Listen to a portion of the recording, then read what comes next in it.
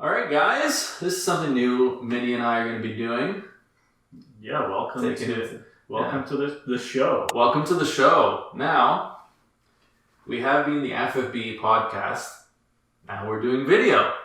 What the hell do we call this? It's not a podcast. Yeah, I don't know. I think we should stick to our normal naming scheme.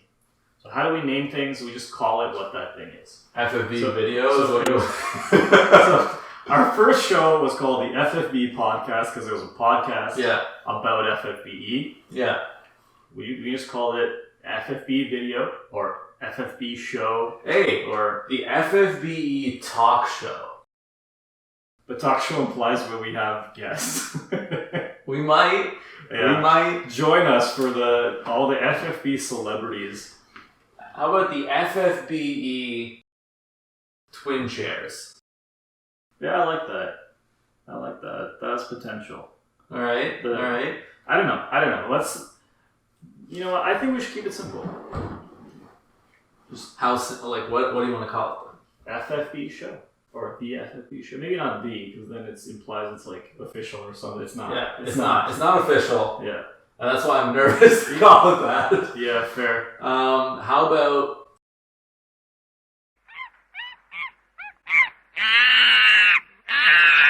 I don't know what to call it.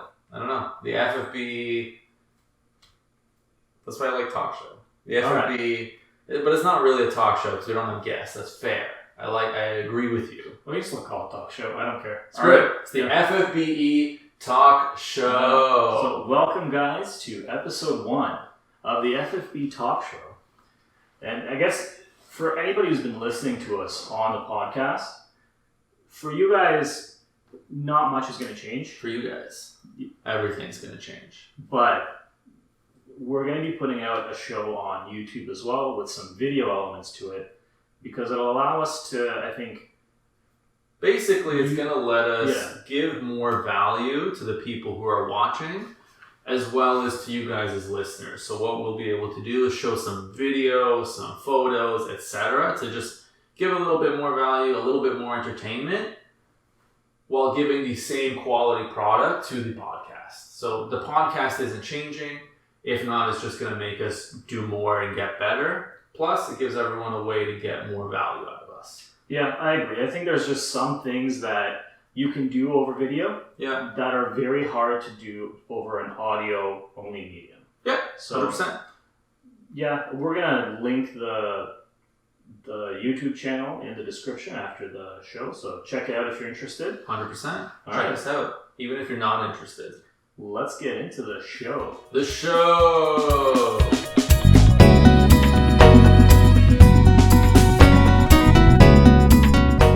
With the name decided, episode 1 of the FFBE Talk Show, what I want to talk about first is Item World.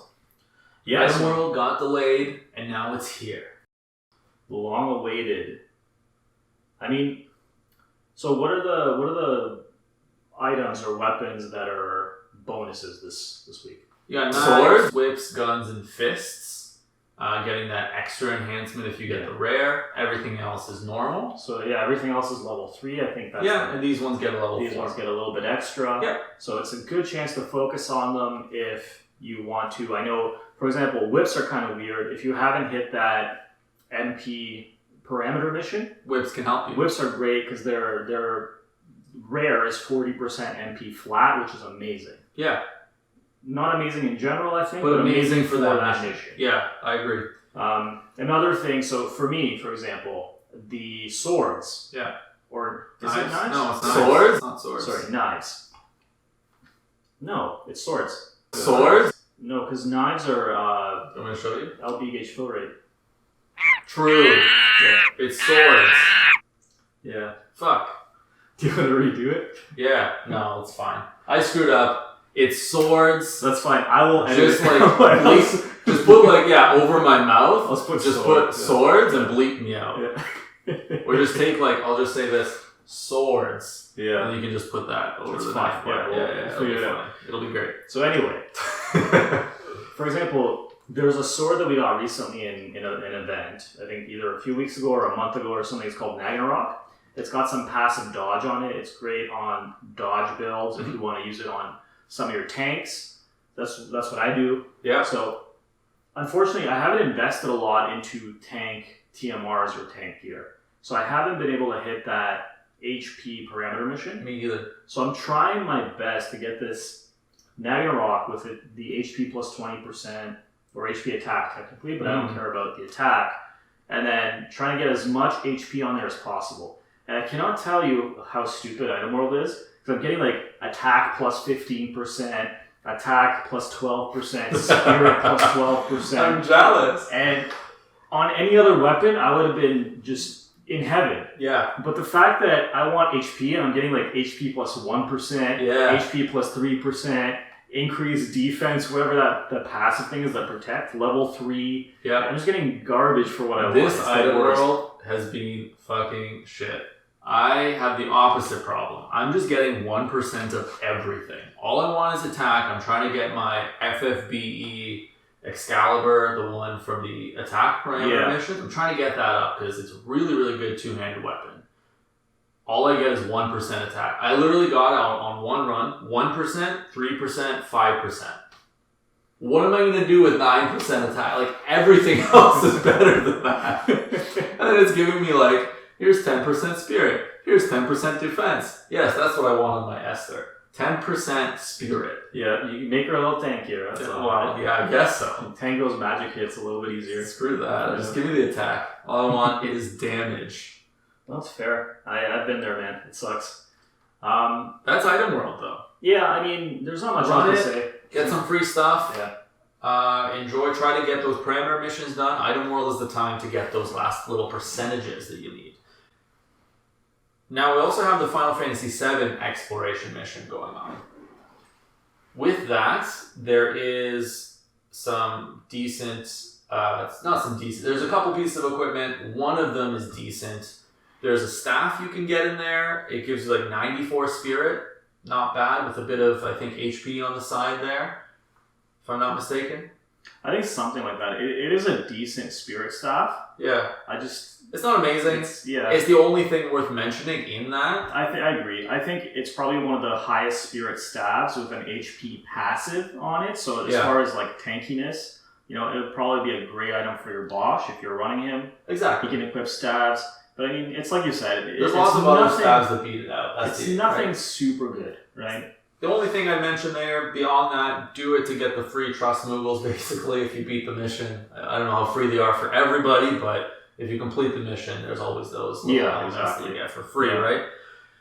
I can't imagine it'll be too hard. Typically, the explorations, historically, are not as difficult as these and I think a lot of it is about nostalgia. So, 100%. If you want to kind of relive that little piece of Final Fantasy VII, throw in your FF7 units, turn up the music, and just enjoy. Go down memory lane, because I think that's what it's about. I remember when Final Fantasy VIII. That's what I did. That's what I did when we were doing. I was literally reliving the opening little scene. Or whatever the scene mission with the spider chases you. Yeah, I loved it. I loved it. It was amazing. It was easy, so well done. But it was perfect. Yeah, exactly. So that's what it's about. Go in, enjoy it. After that, that's pretty much it for Final Fantasy VII. Yeah. You can keep doing the farming if you want to, with the explorations there. Definitely get that done before the end of the week. So actually, what I wanted to do with Final Fantasy VII, you know how they have those log-on rewards? 100%. We did just get that ticket. If you've been logging on every day, you should have gotten your premium 10+1 ticket. And you want to do it live. Right, because it's not worth saving it, right? What a guy. The ticket expires, so anybody who has the ticket, just use it as soon as you can. Because if you sit on it and forget, it's just going to disappear. Yep, use it. So just make sure to use it. So that's what I'm going to do right now. All right, let's do it. You go first. I'll follow suit. We're going to do it on air. For Ryan Seacrest. Literally, because of radio shows, that's all I hear. You know what I mean? Oh, because when you're driving? Yeah, I'm driving, and it's like, on air with Ryan Seacrest. Oh, God. Ryan Seacrest. Stuck in my head. Yeah. All right, let's see this. Let's see what Minnie... We'll pull this up on the screen. Yeah, we'll pull this up on the screen. And you guys can follow along with what Minnie is getting for his... Here we go. All right, let's see it. We'll put up the results on screen. Ready? 10+1 premium. There's going to be a sea of yellow. The golden shower. Here it comes. All right, starting off good As with expected. with the gold crystal. Maybe we should have put A video? the screen recording. No, it's too late now. Yeah. You guys will see the final result. All right. Maybe some of them will break. Oh, you got something new. Tomoe. That's not bad. Actually. I think she has a Vagina, decent yeah. TMR. Another new gravy. I'm getting all the units from that thing. But as expected, A golden that shower. was the golden shower. All right, So, it's my turn. let's see what you get. Let's see what I can pull off. At least I got another Daddy Bear in there. What do you got for us? Here we go. This is mine. Probably going to be a golden shower. A golden shower. Almost Yeah. guaranteed. Almost guaranteed. This ticket is perfect. This ticket is literally designed Yeah. for golden shower. If you guys like showering in gold, this is the ticket for you. I don't think that's a golden shower first. No, it doesn't. Oh, dear. Every time I see these break, I always get excited. Yeah. No, nothing. But the sad thing is, when it's a guaranteed rainbow or guaranteed 4-star, and Yeah. you see those blues, you know they're going to break into gold. It's not even that exciting. That's the downside Yeah. to it. I'm like, why even put that? Why you even show me that? Why yeah, even show like me why that? even make it a piece of the content? So there you go. 2 purely gold pulls. There you Very go. nice. Thank you, Gumi, for that. Thank you for the golden. Thank you for the hope and then the disappointment afterwards. Yeah. Literally. Thanks for letting us A+. down softly. Yeah. I mean, I don't know. I got some nice units. Tomoe's TMR is actually There's really a few good. decent TMRs in those polls. I'm not upset about it. I hope for the rainbow. You hope for the rainbow. I really was. I'm not gonna lie. I was looking forward to the rainbow. But All right, so that's that. You know, let's put Final Fantasy VII to rest. right?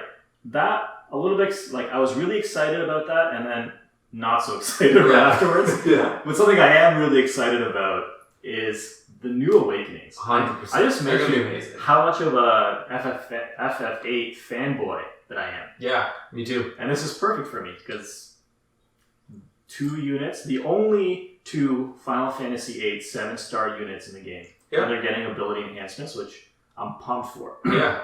So let's talk about them. Let me pull out my notes for this What one. are- This one's yeah. a little bit more detailed. Let's just briefly mention who Is all is getting getting the enhanced. Awakenings for sure.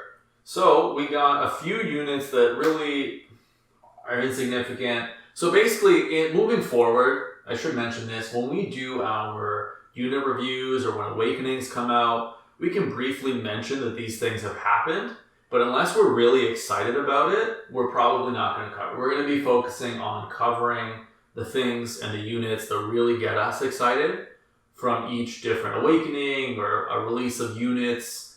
If they're new units, we'll probably cover the 7 stars, but back to it. In this Awakening batch, you're getting Zile, Zell, Ryumyu, and Yokim, all getting Awakenings, and I don't think they're worth really mentioning. Yeah, there wasn't anything in there that Nothing had me- significant. Yeah. I wasn't really excited about any of them. Vagrant Knight Rain got some decent Awakenings, but correct me if I'm wrong, Minnie, he's still a 6-star. Yeah. It's really not worth mentioning because any 7-star unit like him is going to do it way better. He just doesn't have the stats really to back it up. So hopefully one day, when he gets his 7-star, we'll talk about it then. Yeah, I agree. I mean, in the meta that we're currently in, any units that are stuck at 6-star just don't really They just fall compare. off. Yeah, exactly. And even some of the early 7-stars, Don't compare. I literally use them as exploration fodder. 100%. Me too. So, That's exactly what it is. I mean, eventually when he does get, or if he gets his 7-star, we'll come back, we'll cover him. And then any units, if you guys see any units on there that are maybe 3 or 4-star bases that you think are really cool, just let us know and we can always cover it in a future episode, right? We can talk about it, see what's Yeah, going on. definitely. I'm open to discussing units if people are interested in them. Exactly. Because I'm not too excited about these ones right now. So we'll skip it for now. That's it. Yep. So let's... The first unit I'm excited about is Mediana. Yeah, I mean... I think she got some really good Awakenings. When she came out, she was kind of touted as an ancient mage. She mastered all the magics. she was supposed to be really good, and then really all she was good for was her TMR. Yeah. Right? I think to this day, Quintessence is probably one of the better mage TMRs. Yep, for dual wielding as a mage, yeah. Hilarious, though. Mediana with her Awakening. So I guess we'll just cover the passives first, because I think it's the easiest. And I'm not even going to go into that much detail. Yeah. Basically, she gets a ton of extra mag passives in her kit, where now it's viable if you have the TMRs. And I know in Global, we have a lot of global unique TMRs that are magic true double hand. Yep. If you give her these TMRs, you build her that way, and give her only one rod, you can get her up to some massive mag numbers. And that's not even using STMRs. If you have access to STMRs for higher flat mag items, she gets insanely high. So with TMRs only, I was able to build her to 2700. Yeah, it's disgusting. Which is huge. Yep. For a mage, I think it's one of the highest we've seen. Yeah. Right? Now, with the caveat, there are some specific TMRs. Yeah. It's not like just willy-nilly. And you might have these units, you might not. One of them is, what's his name? He's the guy with his TMR's magical potential, right? That's the one you're talking about? Is it Galiva? It's from way back when, the King's Night Raid. It's a limited unit. I don't remember. Unfortunately, it's a limited unit. So Kaliva. The little... He's the wizard. Yeah, so if you didn't get it then, unfortunately, you just don't have it. There are a couple others you can still pull. Yeah. But if you do have it, you're in luck, because you can actually build her to some insane numbers for a magic user. Yeah. 100%. That's one of the big awakenings here, is she's getting huge passive stats that unlocks her to like really, really crazy numbers for a mage. Yeah. One of my favorite things that she's getting is her main ability. I think it's called Raging Ice. Is it called Raging Ice? Yeah, it's called Raging Ice. I just want to double check so I'm not being an idiot again. Raging Ice. What do you mean again? Sword. True. Freaking genius said it right here. Yep. Not only is it getting, what's it called? Modifiers. Not only is it getting modifiers that are making it stronger, it now also chains with absolute zero. Yeah. Why that excites me is that finally, Christine, the old ice mage of lore, is able to now chain with somebody that's not herself. Now you can have a Christine and a Mediana and go to town chaining together with that absolute zero. And for Mediana, that's now her biggest damaging ability. Unfortunately for Christine users, she is, by this point in time, a little bit dated. She still works. So ideally, Mediana's unfortunately chaining with herself. She's chaining with herself. That's one of her big drawbacks. But most people probably don't have 4 Medianas, realistically. Yeah. So if you have 2 Christines, because I know she was a popular if a friend is sharing her, right? Always.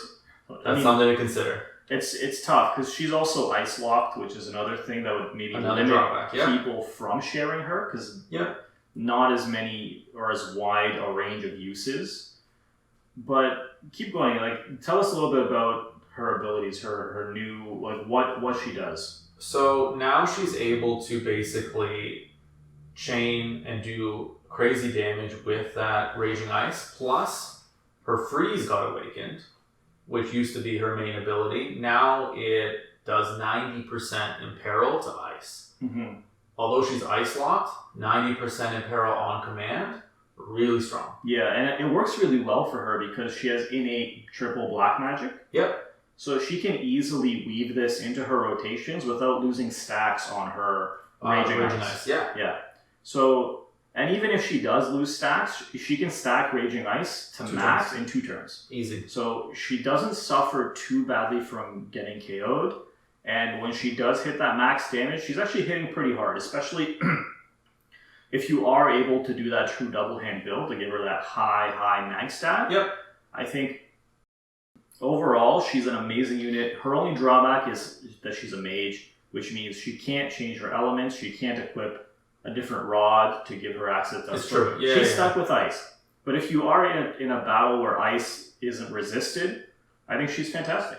Yeah, I think she does amazing in any trial or any fight where you can use ice damage. She's a great mage. And with those crazy numbers, she'll do a lot of damage. Agreed. The next unit I want to talk about is Rinoa. From our both of our apparently favorite Final Fantasy VIII. Yeah. Really brings me back. Renoa finally getting some awakenings. I think they're good, but it doesn't really launch her into the top. I agree. And so let's just cover quickly what she kind of had buffed. So she's getting a bit more passive mag, a bit more magic, true double hand or true dual wield, whatever you prefer. Yeah. And a bit more Esper stats. Yeah, so she's going to just naturally get more stats from her Esper, which all goes a long way to helping her. And then she also, what I think is really cool, her counter ability also got buffed, so now she heals for more and has a higher chance of proccing it. Yeah. So, not bad. It could be helpful, it could help out with healing a little bit, gives her a bit of utility. She also has a double black magic innately where she can use raise, but realistically, with her ability enhancements, she's being pushed into sort of a magical chain capper role. 100%. So her Angelo tackle, I believe, if you enhance it, the ability improves dramatically. It only takes 4 casts to stack. Every cast gives it, I believe, an extra 8 multiplier. Yeah. And it caps at 40 times. So you can dual cast this for a maximum damage output of 80 times per turn. She stacks it in 2 turns and she stacks it really quickly. Yeah. Right? It's really... On paper, all amazing. The biggest downside... She's a mage. She's a mage. And so she can't do that elemental type damage and unlock those imperils and things like that and access to those other ways to buff her damage. She has the same problem as Ultima, right? Yeah. Where she does amazing damage, high uptime on her quad cast, but she can't element chain and she can't take advantage of imperils. Yeah. And Renoa suffers from the same thing. So she will never be... If you could hit that 80 times multiplier on an imperiled enemy, and take advantage of that elemental. Well, it doubles, right? Most debuffs that people are doing are 100%. Incredibly easy to get up to 100% imperil these days. If you don't have it, at least you have 75%. It's extremely common, right? Which enhances her damage immensely. Well, it goes from 80 to 160, or even if you have 75, like 80 to like 140. Whatever it is, Which is huge. Like, it's such a big increase that it it's sucks. so worth it. It sucks that she doesn't get it, and it's the only thing that keeps her from being in the top tier. Yeah. She's still, if you are using her or you just love FF8, she got a massive damage increase here. Yep. It's still massive compared to what she used to do. It's just, when you're comparing her to where we are currently in a meta, she just loses out to other chain cappers like Squall, who we're going to talk about next, like Regina, who's massive. Even CG Sid does massive amounts of damage. So that's the only downside to Renoa. Just that the fact that she's unlucky enough to be a mage in this game. Yeah. Which notoriously, it's the way the literally, if Angelo Tackle was physical, and you could access imperils or access she suddenly becomes damage, twice as good. Yeah, exactly. Which is unfortunate. I really like Renoa, and I think she got a huge buff. Yeah. She just doesn't do quite the damage. She's not able to do quite the damage that most of our other chain cappers are able to do. Unfortunately, Which sucks, because for mages, here's your options.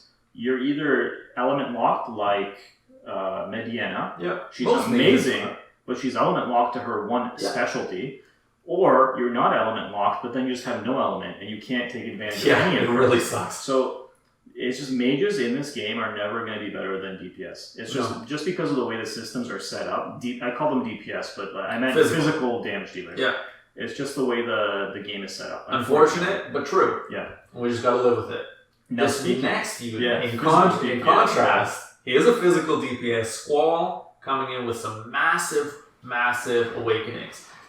Massive in so many ways. First of all, there's so many of them, and they're all very necessary to unlocking his full potential. Yeah. You're going to need a lot of Crysts. Like, a lot of Crysts. I've been hoarding Crysts for like 6 months, and I didn't have enough to awaken him fully. Now, that being said, if you do want to awaken him on a budget, realistically, all his main things to awaken, his Keen Edge. Yep. I believe his Blasting Zone. Is huge. And then pick any one of his 4 berets. Well, before that, I would also unlock Keen Edge Plus.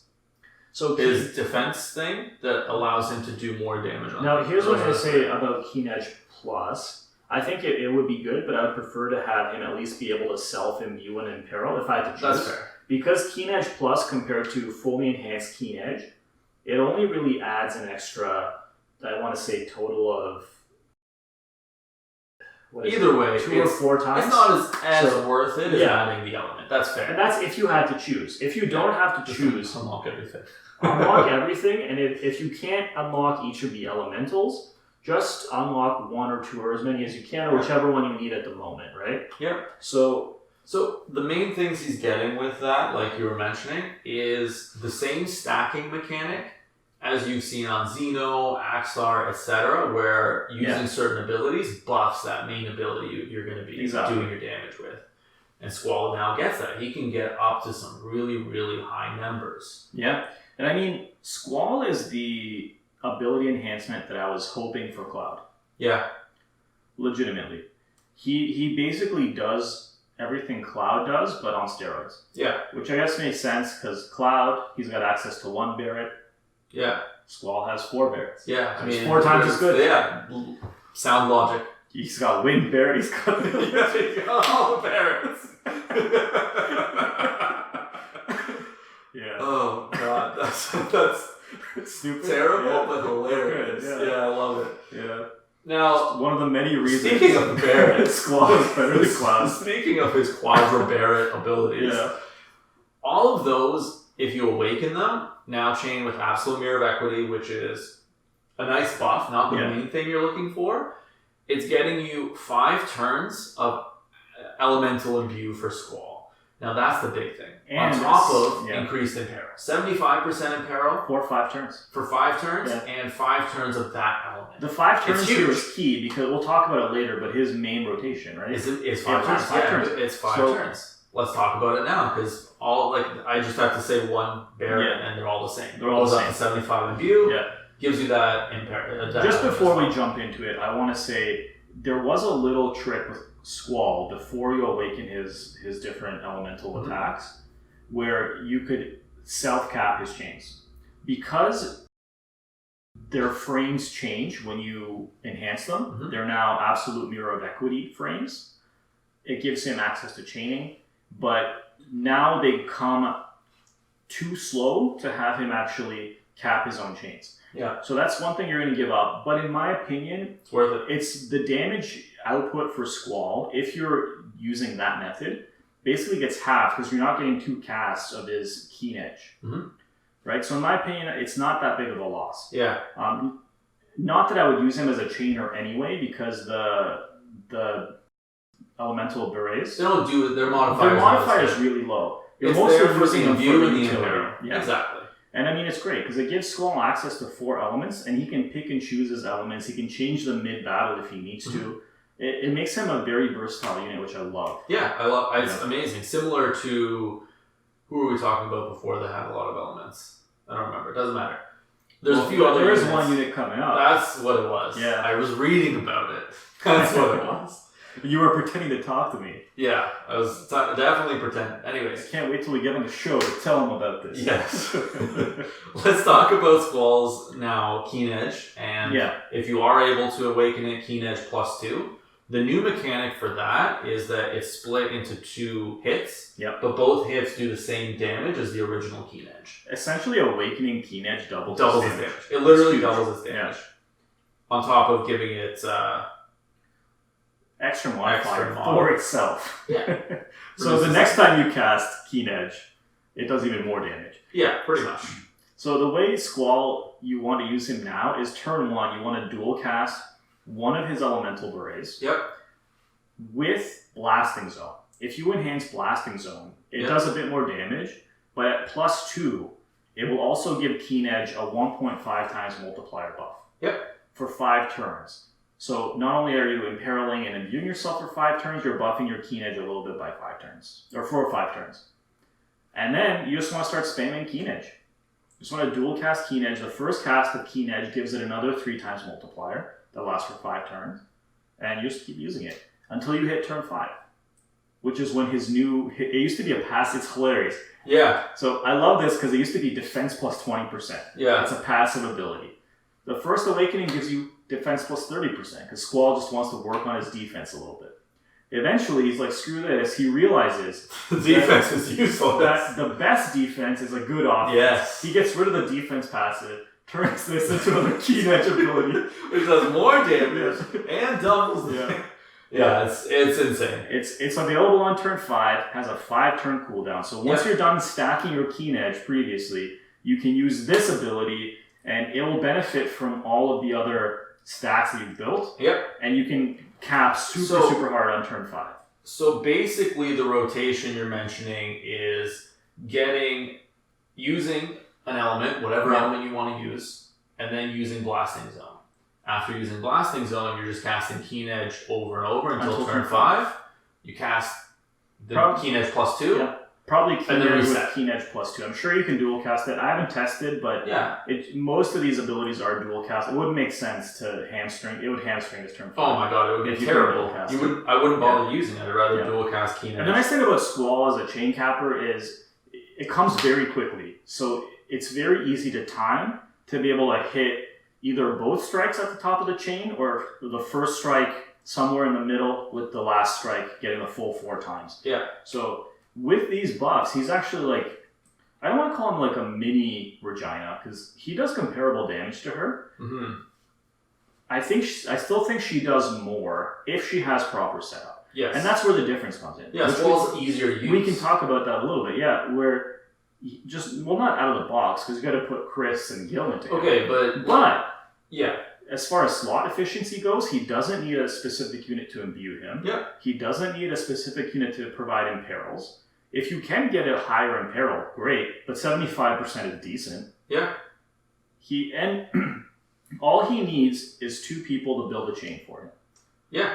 The great thing is you can actually slot him into almost any team. You can even have like a tank healer with 2 very powerful chainers and just slap Squall in there as well. Yeah. Without losing too much. Mm-hmm. Because he covers 2 of those key things with the elements on his own. If you have Sylvie, you can literally get 2 people to chain for you using Sylvie, who's an amazing support anyways. Yeah. And just go to town. Like, there's so many options now because Sylvie is in the game. Yep. Because there's so many units that are very efficient. But you don't even need Sylvie. You literally slap, like, two Esthers and your Squall in there. No, I know. That's what I'm saying. So, like, you can do that and get by with literally just a tank and a healer / support. Like, there's so many units that are slot efficient, like Sylvie is, like Squall is, that you can create a team where you're just pumping out damage without sacrificing too much. And I guess the other thing is that Squall doesn't need as much support as Regina for it. I'm only comparing him to Regina because she's the latest, and she's probably the best still. Yeah. But he doesn't eat as much MP per turn as she does. She does like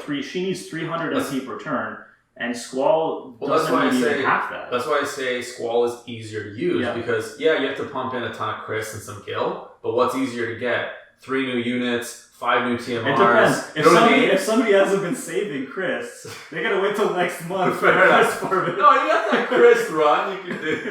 Just that crappy one? The shitty one. You do 10 runs for 1 giant Chris? We're sitting there for 2 months, and then the next week she comes out and you're good to go. I know, I agree with you though. I actually really like Squall. I think he's definitely worth enhancing. I'm definitely enhancing mine the first chance I get. I'm missing a couple Chris here and there. I gotta wait till next month to finish them off. No, I might actually just go to the shitty run.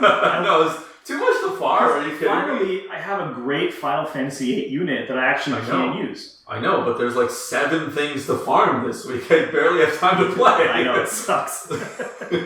Even now, I'm not being efficient. I think my raid is full. My raid house. Yeah. That dragon is just... I can hear it. It's not going to kill itself, buddy. Yeah, it's I opened it today at work. I was like, fuck this raid. Anyway, perfect timing. Let's talk about the raid. We got a raid, and it's not just any raid. It is the secret raid. It's the secret raid. The secret of mana raid. Oh, man. It's great. It's amazing. So, I mean, it's good. You're fighting a really weird dragon, the same one from the last event. Yeah. I believe the last event was a King Mog, though. I think it was a King Mog. Or a wave battle. I can't remember. One of those two. Yeah, something like that. It wasn't a raid, though. But I don't think. No, I don't think you're going to raid. Either way, it's the same. You're fighting the same unit. Raids weren't even around back then. Let's be honest. Yeah. Probably. I don't know. We're literally just saying the most random stuff and hoping we're right. And then just putting in probably to so the viewers can be like, well, you said it. Like, well, I said probably. I said them mostly. Alright. It's the secret of mana raid. Doesn't matter. Yeah. You're fighting this dragon. You gotta kill him. You gotta do tons of damage. Why should you do tons of damage? So, with this new raid, I think this mechanic happened a little bit towards the end of the last raid we had. But, essentially, if you can cap the damage, you're going to get 420 extra currency for that raid per battle. Yeah. So, it would add up, right? Over the course of 10 battles, that's an extra 4,000. It's an extra 40 summons. If that's important to you, do it. I still think it's worth it, even if you can't cap out the damage. Do as much as you can. Because the more you do, the more bonus you get. Yeah. It's nice that it's not an insane amount more, but it helps. Before, what I used to do in these raids is take a unit and give them as much EXP by putting in one unit to kill it, and that unit with as much EXP buff as before, right? Now, rather than doing that, I'm going to build a team to do crazy damage, because if I get literally just one King Metal Minotaur, that's more than what he would get. And don't forget to put your Zon in there. I always put my Zon. Yeah. He's just gotta be every raid I put Zon. He's got to be there for that guild. Yeah, you got to use that, You got to get that cash money bonus. I still haven't maxed out my guild. Yeah, Squall needs like 10 million. Squall sitting in the corner like, give me the money. But yeah, this raid is coming in. Do as much damage as you can, because that's a relatively new And so mechanic. some ways easy ways to do damage. Regina, the queen of turn 1 damage, can easily... So the cap, I should say first, is 1 billion, or 999 million. 999. Oh god, it's 1 billion. 999, okay? It's 1 billion minus 1. It's 9 nines. This is important. Okay. So 2 units you can use, Squall or Regina. Both can hit the cap on turn 1. Or if you have Sid, you can wait an extra turn. Or Sid, you can launch him into the air 15 turns. You can make sure to get your Esper Summon mission done. I'm just kidding. Your Limit Burst mission done. Get all those missions done. Calm down. That Regina or Squall with some chainers. You're good to go. Your other options for turn 1, people are using Limit Burst finishers like Esther. The new unit that we'll talk about later, Randi, they'll be able to do it. The key is you need a bit of setup for them. So you're going to need 2 people with the trust to fill their limit bursts, and you're going to need some people that give, to actually fill the limit burst itself. Yeah, like that one guy from the Kingsglaive or whatever. What's his name? Yes, the guy. The rinse and repeat guy. No, I'm just kidding. If you have 7-star Nyx, he's great. Basically, if you have 7-star Nyx, he works great. There are some other units that work great for this. Yeah. These are the kind of the 2 main ways people have been using to turn 1 max damage. Yeah, 100%. So that being said, I think the raid, there are a few items you can craft in the raid. You can tell us a little bit about those. So basically all of these items are designed to get you extra resistances to elements. So we got a ring coming in with ice resist plus 20%. We got some light armor that's coming in with fire, water, wind, and earth resistance up by 10% each. We got some nice, it looks kind of like a swimsuit. It's a flower suit, it's called. Gives you, not elemental resistances, gives you a bit of, what are those things called? Status resistances. Is that the thing that gives you like plus 30%? This one's useless, Yeah, it's pretty useless. That's a skip. But it's there. That's a skip. That's a skip. Oh, sorry. Why 30%? Why 30? Why not 50? 50, At least at 50, you can match it with some people's passives to get 100. Stupid. With 30, it's just stupid. It's stupid. Yeah, waste. And finally, my favorite one, the best one, it's an accessory, it's a fairy cloak. 20% fire, water, wind, and earth resistance is fantastic. I think it's amazing. Yeah, that's good, but you can only get one of them, unfortunately. That's okay. But definitely get it. It's a really strong accessory. Yeah. So those are the items from the raid. Now, beyond that... You forgot one item. Oh yeah, rat bite. Yeah. Fair enough. In the raid summon specifically, you can get the 3-star unit. It's a rat bite. Its TMR gives you 15% light resistance. It's a material. And 10% HP. And 10% HP. Not horrible. If you still have to do Alexander, the Esper, 3-star Esper, this can be handy for you. Getting light resistance up on that battle, is really, really important. While also making your team a little bit tankier. I think that's the key here, right? The extra 10% HP is huge. A lot nicer than you think when you pair it with the 15% light resistance. Well, you can get 15% light resistance or 15% light resistance plus 10% HP. Exactly. Right? So it's an upgrade from something that already exists, which is good. Yeah. It's something redeeming about an otherwise useless unit that you're just going to sell, right? Pretty much. With that, that's the end of the official item, right? Let's talk about the 2 7-stars that are coming. So we're getting a new one, Flammie. I prefer unicorn, rainbow dragon thing. Yeah, it's weird. It's confused. It doesn't know what it wants to be. It's like, do I want to be a unicorn? Do I want to be a dragon? Do I want to be a fairy? You could be whatever you want, buddy. You can be all three, which is probably what he is. Or she. Unidrag fairy. Yeah. Whatever. Just be everything. Flammie has some great TMRs in his TMR, Flammie Drum, 50 attack, which is great on an accessory itself, 20% HP and MP. Yeah. Fantastic. Like, as a TMR, it's fantastic. Yeah, it's a great TMR for your attackers. It makes them a bit tankier as well. I mean, 100%. Now we also got the Soaring Legendary Dragon, that's the STMR, 60% attack just innately for anybody, and then 75% killer to fairies. I forget what it is. Beasts, fairies, and undead, which is a pretty strong killer passive. Yeah. So that's Flammie's TMR and STMR. I think they're both really good. Yeah. I mean, STMR 60% STMR level. Attack really good. with 75% bonus on the killers. Huge. Very nice. Now, Flammie has a lot of abilities. What I really want to cover are the ones that you're primarily going to be using. Yeah, definitely. So he does have 2 cooldown abilities, which buff your attack defense. Sorry, the one buffs attack and defense, the other one buffs mag and spirit for 3 turns by 150%. Really, really strong. Plus, it increases your wind and earth resistance by 100%. Sorry, wind resistance by 100%, earth resistance by 50%. I screwed that up a little bit. And it adds wind element to Flammie. Really dense kind of abilities, but they're ones you're going to be using a lot. So for me, Flammie, because of these 2 abilities, is primarily a support unit. Yeah, I would agree with you. I think Flammie has some decent attack abilities, but the modifiers are too low to realistically make them a good attacking unit, right? Yeah. So I think primarily this is a support that can help build some chains and that can do some decent damage. Mm-hmm. But in my opinion, it's primarily a support. It's a support. Yeah. In those off turns, you might be able to do a little damage.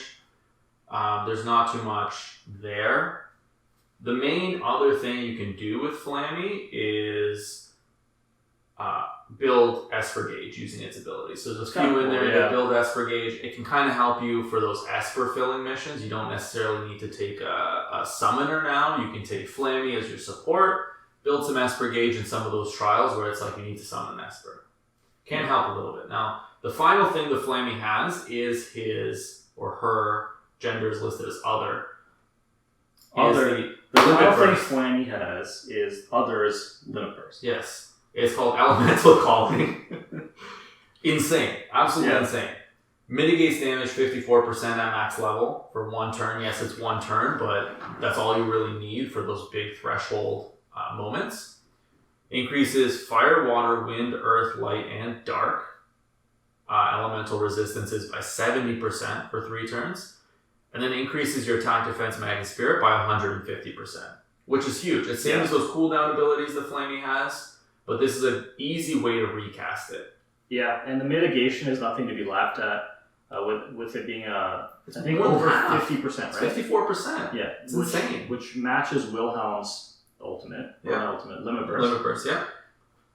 But Wilhelm's limit burst only gives you that. This gives you this is Wilhelm's limit burst plus extra. This is Wilhelm's limit burst on steroids. And it's actually pretty cheap. Only 28 burst stones to cast. Yep. Which is why I think there is an argument you could make to have a primarily limit burst fill rate Flammie build. Yeah. Where you just make sure this limit burst is ready to go every 3 turns, or just always ready to go, so you're always ready for that threshold, and you can mitigate by 54%. Now, what I would argue is that you don't really need a full limit burst filling build for Flammie because it's so low. You can have even just one fill rate that's 100%, and that's going to cut it in half. Essentially, it's only going to be 14 stones. That's so easy to build in 3 turns. You have 3 turns because you have your cooldowns. You have 3 full turns to build this, and then after that, you literally have 6 turns. After that, because you can use your cooldowns now, you have tons of time to build this. Yeah, and it's not expensive. It's super easy. Yeah, exactly. It just depends on how much damage you're taking, and if you need the mitigation more or less often. True. And if you need it less often, you can always take off some limit burst fill. Switch it with something else. Give them a bit more damage if you want. Potential. It's viable. You were mentioning the healing skill. You could also build them for some spirit. I honestly would build my Flammie to be a bit tankier to survive with a bit of HP, MP to cast its abilities, and then Spirit, just because I prefer that support role. I don't think the damage Flammie is giving you, even if you do give it a ton of attack or whatever it needs, it's not that high. I don't think it's that high. Yeah, the modifiers are just very, very low.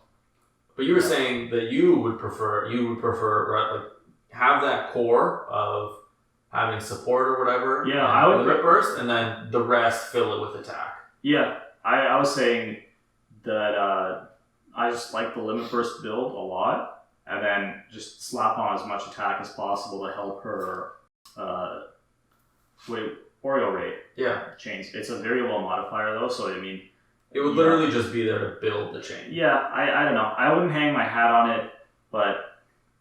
It's there. Yeah, either way. I would just throw it to the wayside, use it as a builder, and just leave it at that. It's not going to be you're not going to do that much damage either way. You guys can decide for yourselves what you need, but I definitely think Limit Burst is there. Spirit, it can help as well, make your support tankier, more survivable. Mm-hmm. So overall, what do you think of this unit in general? Really good unit. Yeah. If you get it, I think it's a great support. 150% buff to all stats is really strong. The mitigation is disgusting because it comes with the support, the elemental. It's a great unit for trials. The only thing I want to say is if Sylvie never came out, I would have been Flammie would have been disgusting. Excited like crazy about this unit. I'd probably pull for it if Sylvie never came out. Exactly. If you have Sylvie, Flammie doesn't do anything that Sylvie can't already do. Flammie's mitigation on her limit burst or his or others' limit burst is a little bit better, but it's only 1 turn, whereas Sylvie's mitigation lasts for a few turns. Yeah. Right? Overall, I prefer Sylvie as a support. I think this is definitely very, very good, but not as excited as I would have been if our OP Easter units didn't exist. That's what happens sometimes. Sometimes you get hit with the big eggs. Yeah. You get hit by an egg and then you're never the same again. Pretty much. Now our final unit is Randi, and he's coming in with some really high damage. He's basically doing what he did before, way better. So he's getting, I think, a dual 7-star awakening with ability enhancement. Yeah. All at one go, so he's getting a nice power spike. Let's talk about his STMR just briefly. Sure. Called Secret of Mana. HP MP by 15%, attack by 60%, just flat. Increase Esper bonus stats by 30%, so any Esper you have equipped, get a little extra out of that. And then an extra 20% attack if you're using a sword. So basically Flammie's STMR, I think, is more built for damage, especially if you're fighting beasts, fairies, or dragons. Yeah. Why can't I think of it? Randy's STMR is more built just for general damage. So you're not getting those killer passives, but instead that's why you get a bit more tankiness, a bit more general attack power. Now obviously it works very nice for him because he primarily wants to use swords. Yeah. One thing about his TMR, when he first came out, his TMR was a 108 attack sword that gave you something stupid like 8 defense spirit, right? Yes, useless. At the time, 100 attack was pretty good for a sword. Yeah. It's 140. Since this last patch, they buffed him, or buffed his TMR up to be decent. 140 attack. Yep. So now you don't actually need his STMR to trigger his passive. His TMR will work just fine. It is a very respectable weapon. Yeah, 100%. Yeah. Let's talk about some of the abilities. He finally has abilities. I should mention that. Before he had 3. Now he actually has abilities you can choose from. Do you remember Lunit when he first came out? He had, oh my god. What did he have? Advance, hit all, and cut through. Yeah, that's it. Very simple. That was Randi. Now Randy's a little bit more sophisticated. Yeah, the state of the game 2 years ago compared to now. So Randi now has some cooldown abilities which are pretty decent. The only one I think you might use is Drilling Slash. It's an absolute mirror of equity one that breaks and has some decent modifiers. But now he's getting a bunch of elemental abilities. Yep. He's getting earth, water, thunder, fire, dark, and light. That's a lot of different elements to cover all in one unit. He's very, very good for that. Yeah, he's got a lot of versatility. And I think each of those attacks imbues him, right? It imbues him, yeah. And it increases your allies with that elemental resistance by 50%. Yeah, so it gives you that sort of Onion Knight style, right? Yes. If you remember original Onion Knight. Yep, that's pretty much what it is, yeah. Kind of cool, right? It's really cool. Yeah. Plus it chains. Each ability will either chain with Bolting Strike, which is Esther's primary one, or Absolute Mirror of Equity, which you get on a lot of units. Yeah, and he's got a lot of other chaining families 100%. as well. Innate Triple Cast makes him okay as a chainer, definitely way better than Squall. Yeah. I think each of those abilities has an 8 times multiplier. Yeah, they're respectable, yeah. right? You can definitely use him as a chainer, especially if you, on your off turns, you use that Drilling Slash, I think it's called. Yeah. Definitely every other turn you can use that. So that's kind of his play style if you're using him as a chainer. He also there's also that Limit Burst centric play style you could use, which I think is probably the stronger. Especially, I want to say, I feel like him and Esther were made for each other. Yeah. Because Esther's Limit Burst is Oriole Ray, and so is Randy's. And they both really want to use their Limit Burst. They want to like alternate Limit Burst turns with ability an turns. off turn. Yeah. And they can chain with each other. They both have Absolute Mirror of Equity and Bolting Strike. Yep. So they're kind of a match made in heaven, to be honest with you. But I mean, even in Randy's passives, he passively gets 7 burst stones per turn. Yeah, if you awaken him. If you awaken him, of course, it enhances abilities. Yeah. And his limit burst only costs 18 burst stones. So literally every... if you're attacking with him on those off turns and generating burst stones, even with no extra passives, he's going to have that in 2 turns. Yeah. Easy. Like, 2 turns gives you 14 passively. You're going to get 4. What are the odds? Like, minimal. Like, almost zero chance of you not getting 4 burst stones. Now, the downside of using the limit burst playstyle, for lack of a better word, is it really does... He does have access to a lot of chaining families, but because his limit burst is Oriole Ray, and there's really only 2 decent Oriole Ray users right now, and that's Esther and Randy. So those would be your ideal chaining partners for that. So it just depends on how you want to play him. He's a very strong unit, and he gives you options. Yeah. Right? Exactly. Those are the 2 main ones, and it gives you a lot of versatility, a lot of different ways to play the unit, tons of elemental coverage. He's just a great DPS overall, and complements the current ones very, very well. What I want to say, too, is I love that... So recently we've had DPS units that do nothing but DPS, right? Mm-hmm. I love that he's coming in as a DPS with a bit of utility.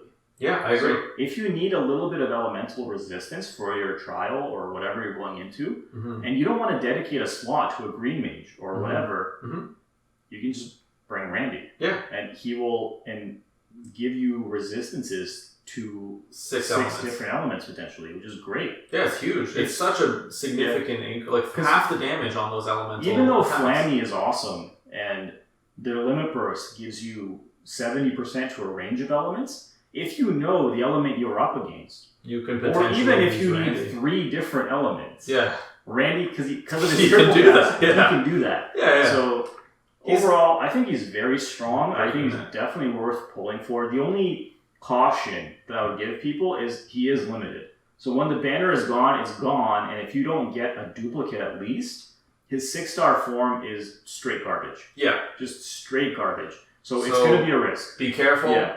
If you're worried you're not going to get 2 Randys, or if you don't have the resources to kind of like say like I can pull until I get 2. Yeah. I would definitely consider, is it worth the risk? Because like you said, it's limited. You might not get it. If you don't get it, you're kind of screwed. That's pretty much it for this kind of set of units. Do you have anything more to add about the three different units? The two main units that we talked about? No, I think we pretty much covered them all. I agree. You guys listening or watching, if you'd like us to cover different aspects, let us know. You want more detail, less detail. We're trying to find a balance here so it doesn't take too long, but also gives enough information that people, if they want to use the units, they have kind of an idea of how to. 100%. Let us know. We're always happy to hear from you guys, and we want your feedback. We want to know what parts of this show are the most valuable to you, and if there's something we're not doing, we want to do that. We want to give you guys something that's going to help you as much as possible. Exactly. That's what it comes down to. Yeah, definitely. I think that pretty much brings us to the end of the show. I don't know if there's anything more you wanted to talk about today. No, I think we covered a wide range of topics. Yeah, we went over the new name for our show. What was it again? FFBE Talk Show. The FFBE Talk Show. The FFBE Talk Show. Yeah. So we went over the delayed item world. We went over Final Fantasy VII and that kind of exploration event. We went through the awakenings of Squall, Renoa, Mediana. Yep. There's a few others in there. You can go through them if you're interested. It's not really too much to be excited for. There's a raid going on as well with tons of great equipment to craft in there. So highly recommend going through and taking advantage of that. And then we got some two amazing units in Flammie and Randi. We got a nice raid. Make sure to max out that damage. Yeah. And report back in a couple of weeks. Let's all see how stiff our fingers get from mashing that summon button. When are you going to give us just like a summon all? Instant summon all. Please, for the love of God, please. Gumi, if you're listening, please give us a summon all button on the raids. 10,000 is not enough. It's not. Give us even if you up it to 100,000 and I have to click like 5 times, I'm okay with that. Let me tell you, there's nothing worse than you're sitting there and like an hour. You've got over 500,000 and you're just like, I don't want to do it. But you have to. You have to because it's gone. You don't waste it. Yeah. Well, that's the way it is. So that's it, guys. That's it. The show. That's the show. Episode 1 of the FFBE Talk Show. The FFBE Talk Show. I guess it depends where you want to put the emphasis. I like to say the FFBE Talk Show. Just slide the show in. Just slip it in at the end. Actually, the name could be FFBE Talk. That's great. I like it is. That's perfect. We found our name. The name of the show, FFBE Talk. Episode 1 is literally just us naming our show for an hour. Let's cut this. It's been too long. Let's cut this. Thanks for listening out there. If you're listening on the podcast, we appreciate you. You're still going to be getting your podcast. If you're watching, thanks for tuning in. Yep. See you guys next week. Peace.